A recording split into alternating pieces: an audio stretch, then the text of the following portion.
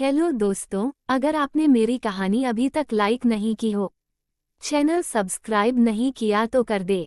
लोग बताते हैं कि जवानी में वो बहुत सुंदर स्त्री थी। हर कोई पा लेने की जिद के साथ उसके पीछे लगा था। लेकिन शादी उसने एक बहुत साधारण इंसान से की जिसका ना धर्म मेल खाता था, ना कल्चर। वह सुंदर भी खास नहीं था और कमाता भी खास नहीं था।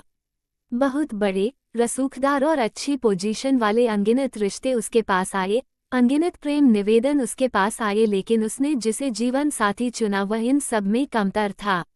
लोग उस स्त्री के बारे में सुनते, सामाजिकता में पगे रटे रटाए वाक्य दोहरा देते, जैसे कि बहुत सुंदर स्त्री की अक्ल घुटने में होती है, नखरे निकल जाने के बाद ऐसे ही मिलते हैं, ज्यादा भाव खाने वालों को कोई भाव नहीं देता, आदि। उस स्त्री को ऐसे किसी बीज वाक्य से सरोकार नहीं था।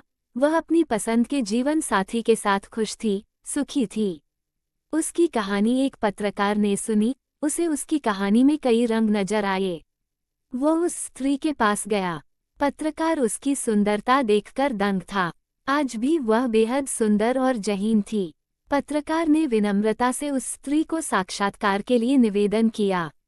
स्त्री जोर से ठहाका लगाकर हंसी, बोली, मेरा इंटरव्यू पूरा करने से पहले या तो तुम बीच में भाग जाओगे या फिर अपनी पारंपरिक सोच को मिक्स करके अपनी ही कहानी शुरू कर दोगे, इसलिए मैं कोई इंटरव्यू देने की इच्छुक नहीं हूँ। आप चाय पीजिए, रुखसत लीजिए। पत्रकार के जीवन का ऐसा पहला वाकया था जब एक ही वाक्य में उसका खुद का इंटरव्यू हो लिया था। वह संभला और जैसे तैसे उसने इंटरव्यू के लिए उस जहीन स्त्री को राजी कर लिया।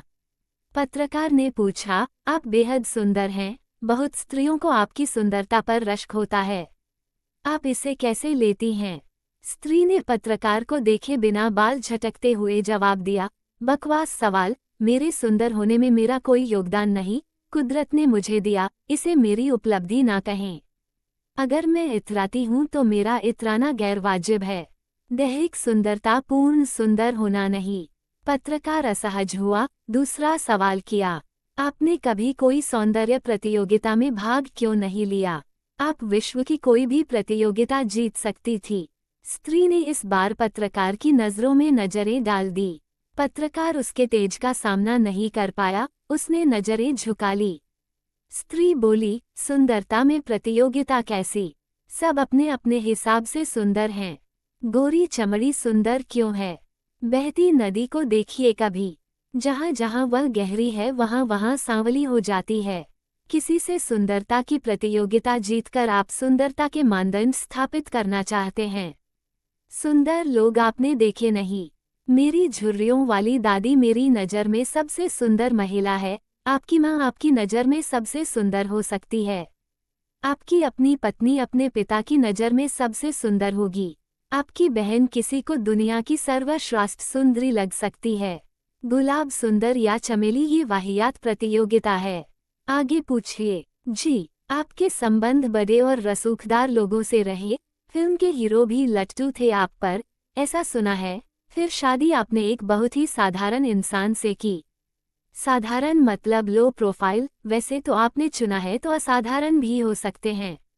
क्या कहेंगी आप? देखिए पत्रकार महोदय, मैं इंटरव्यू इसलिए नहीं देती क्योंकि आपके तथाकथित सभ्य समाज में मैं किसी का आदर्श नहीं हूँ। स्त्रियां मुझे फॉलो नहीं कर सकती। उनकी सामाजिक स्थिति ऐसी नहीं है कि वे खुद पर प्रयोग कर सकें। मैंने खुद पर प्रयोग किए और सुंदर, रसूखदार लोगों से मोहभंग होने के बाद मैंने एक असाधारण पुरुष जिसे आप साधारण कहते हैं को अपना जीवन साथी बनाया। मेरी कहानी किसी के काम नहीं आएगी, इसलिए मैं अपनी कहानी जीना चाहती हूँ, बांटना नहीं। उद्धरण चिन्ह। स्त्री के सहज चेहरे पर वितृष्णा फैलने लगी। वह खामोश हो गई। उसने पत्रकार को चाय दी और खुद भी चाय के घूंट भीतर उतारने लगी। पत्रकार को लगा ये स्त्री इंटरव्यू के बीच में से उठ जाएगी, लेकिन स्त्री ने एक क्षण रहस्यमय चुप्पी साधे रखी। पत्रकार चुपचाप उस अजीब स्त्री को देखता रहा। चाय के एक एक घूंट के साथ उसकी वितृष्णा कम होती गई। जल्द सहज होते हुए वह बोली, सॉरी। फिर उसने एक अजीब सी स्माइल दी। जिन लोगों को आप रसूखदार कह रहे हैं, दरअसल वे रसूखदार नहीं होते। ये रसूखदार आदमी तमाम सृष्टि का उपभोग कर लेने की वृत्ति के साथ ऊपर तक भरे हैं। उन्हें जिंदगी में सब संगमरमर का चाहिए, खुद वे बेशक उबड़ खाबड़ खुरदुरा पत्थर हों। आप हैरान होंगे कि तमाम रसूखदार लोगों की चाह मैं नहीं थी, मेरा जिस्म थी। मुझे पुरुष की वृत्ति मालूम थी। पुरुष ने जिस्म मांगा, मैंने दिया, मैंने वही तो दिया जो उसने मांगा। लेकिन जिस्म भोगने के बाद मैं चरित्रहीन थी, वह चरित्रवान। मुझे पुरुष की रमज समझ आ गई थी। मुझे याद नहीं कि कितने पुरुष थे, लेकिन जितने थे सब मेरी देह से प्रेम करने वाले थे और सभी मुझे चरित्र का प्रमाण पत्र देकर गए। मुझे हैरानी हुई कि किसी को मैं देह और चरित्र से आगे नजर ही नहीं आई। मैंने एक अंग्रेजी फिल्म देखी जिसका एक संवाद मेरे जेहन में अटका रहा कि प्रेम के वहम में ज्यादा दिन अटके मत रहो, पहले सेक्स करो फिर प्रेम। मुझे हैरानी हुई कि प्रेम के लंबे चौड़े दावे करने वाले पुरुष सेक्स के बाद भागते नजर आए। वे मुझे अफोर्ड नहीं कर सकते थे, शायद अमीर थे, जबकि अफोर्ड करना समझते हैं ना आप। स्त्री को अफोर्ड करना हर पुरुष के वश का नहीं। तमाम पुरुषों के घर में जो स्त्री है ना, वह स्त्री नहीं है, स्त्री की चलती फिरती लाश है। जिंदा स्त्री अफोर्ड करना इस मुल्क के पुरुषों के लिए लगभग असंभव है। पति का तो अर्थ ही मालिक है। मालिक या तो गुलाम रखते हैं या वस्तुएं। पुरुष क्या ये मुल्क ही जिंदा स्त्री को अफोर्ड नहीं कर सकता? पूरे मुल्क की चेतना में ही पितृसत्ता भरी है। पत्रकार ने रीढ़ सीधी कर ली। वह आगे बोली, एक दिन एक असाधारण पुरुष मेरी जिंदगी में आया। जब एक रसूखदार पुरुष मुझे अचेतन अवस्था में अपनी बड़ी सी गाड़ी से फेंक कर जाता रहा। वह असाधारण पुरुष मुझे नहीं जानता था, मेरा जिस्म लहूलुहान था। उसने मुझे उठाया और हॉस्पिटल की ओर दौड़ पड़ा। मेरा मेडिकल हुआ जिसमें रेप की पुष्टि हुई। मेरे चेतना में आने तक वो पुलिस यातना झेल चुका था, उसका बचना मेरे बयान पर टिका था। मैं चेतना में जब आई तो देखा कि मेरा पूरा जिस्म पट्टियों में जकड़ा है। मुझे बताया गया कि पुलिस ने उसे ही उठा लिया है जो मुझे गोद में उठाकर यहाँ लाया। अपनी रिंग और गले की चेन डॉक्टर के पास रख गया कि मैं नहीं लौटूं तो इसे बेचकर बिल चुका देना। उसी रिंग और चेन से पुलिस का शक और गहरा हुआ कि यह इन्वॉल्व हो सकता है। मैंने किसी के खिलाफ शिकायत नहीं लिखवाई। वह असाधारण पुरुष लौट आया, उसने मुझे देखा। मैं तो टूटी फूटी पट्टियों में बंधी थी, लेकिन उस पुरुष का वह देखना अद्भुत था। हजारों खा जाने वाली नजरों से अलग कोई नजर थी जो भीतर तक उतरती चली गई। उसने मेरे हाथ पर अपना हाथ रखा, उसका स्पर्श अद्भुत था। वो पुलिस थाने से लौटा था लेकिन उसने अपनी व्यथा नहीं गाई। वह धीरे से बोल पाया, ठीक हो। मेरी आंखें स्वतः बंद हो गई। कोई भी संवाद इतना मर्मांतक नहीं था आज तक जितना कि ये। मेरी आंख से आंसू टपक पड़ा। मैं भी होले से कह पाई, ठीक हूँ, शुक्रिया मुझे बचाने के लिए। उसने अपनी उंगली के पोसे मेरी आंख का आंसू उठाया और आसमान में उड़ा दिया। मेरे होते मन नहीं भरना, मैं हूँ ना। आज तक इतना बड़ा आश्वासन भी कभी नहीं मिला था कि मैं हूँ। मन छोटा नहीं करना। उसने मुझे सहारा देकर लिटाया, पूछा, आपके घर मैसेज कर दूं? आपका कोई पता नहीं मिला हमें। मैंने कहा, मेरे घर कोई नहीं है, मैं अकेली हूँ। जबकि सब है, लेकिन मेरी प्रयोग धर्मिता से डरे हुए मैं उन्हें इत्तलाह नहीं करना चाहती थी।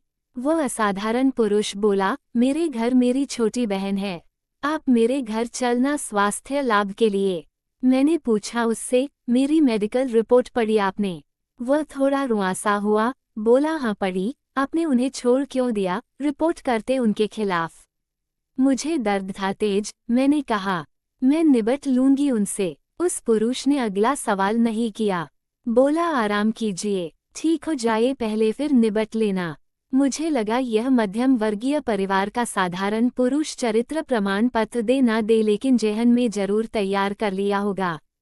बड़ी सोसाइटी भी जब वही अटकी है तो यहाँ तो चरित्र बड़ा फसाद होगा। हॉस्पिटल का बिल मैं भर सकती थी लेकिन मैंने नहीं भरा। उसकी रिंग और चेन बिक गईं। वो मुझे अपने घर लिवा लाया।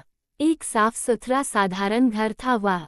करीने से सजे घर में मेरी नज़र एक बड़ी अलमारी पर पड़ी जिसमें अनेकों किताबें थीं। पता चला कि वह साधारण पुरुष दरअसल साधारण नहीं है। उसकी अलमारी में एक से एक बेहतरीन किताब रखी थी। मालूम हुआ वह नास्तिक है। आज तक जितने पुरुष मिले वे सब आस्तिक थे। कोई गले में लॉकेट डाले था, कोई उंगली में नग पहने, कोई माथे पर तिलक लगाए। इसमें जो था सब अपना था, दिखावा नहीं था रत्ती भर भी। उसने मेरे आराम का प्रबंध किया, मेरे पास बैठा रहा घंटों।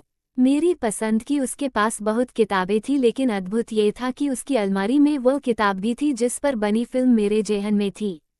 उस किताब में उसने कुछ वाक्य अंडरलाइन किए हुए थे कि स्त्री प्रेम पाने के लिए सेक्स करती है, पुरुष सेक्स पाने के लिए प्रेम लुटाता है।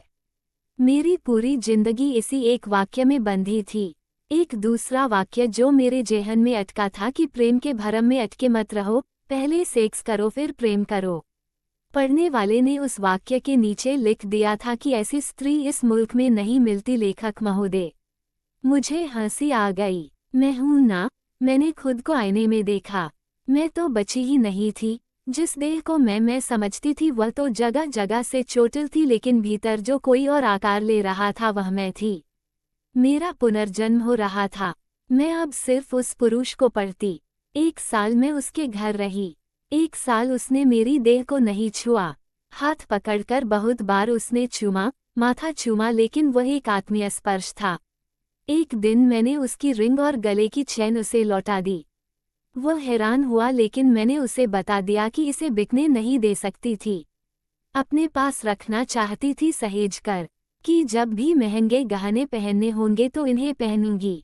बिल के पैसे देकर जाती, लेकिन इस गहने से बड़ा गहना मुझे मिल गया है तो ये गहना लौटा रही हूँ। उसे मैंने मेरा इतिहास बताया, मेरे अफेयर बताए। बताया कि मैं देह के तमाम प्रयोग करके आज जहाँ अटकी हूँ वहाँ देह कहीं है ही नहीं। वह वो किताब उठाकर लाया। उसने अपने हाथ से लिखी एक और पंक्ति दिखाई कि ऐसी कोई स्त्री मिली तो मैं उसके समक्ष विवाह प्रस्ताव अवश्य रखूंगा। उसने पूछा मुझसे, शादी करोगी? उसके पास लिव इन का ऑप्शन भी था। 1 साल में पास पड़ोस कितनी बातें करता था, लेकिन उसने कभी कान नहीं धरा। वह परंपरावादी आधुनिक इंसान था। जो अब तक मिले वे आधुनिकता के छद्म भेष में परंपरावादी थे, जो लिव इन में रहना चाहते थे। अनगिनत प्रस्तावों के बाद ये प्रस्ताव मुझे भीतर तक भिगो गया। सच में एक असाधारण आदमी साधारण भेष में ढका था। मैं किस्मत वाली रही कि वो मुझे मिल गया। स्त्री के चेहरे पर गहरा संतोष पसर आया था। कोई अलौकिक तेज उसके चेहरे पर दीप्त होने लगा था। पत्रकार ने आज उस अजीब स्त्री में स्त्री घमासान के नए पक्ष चिन्हित किए।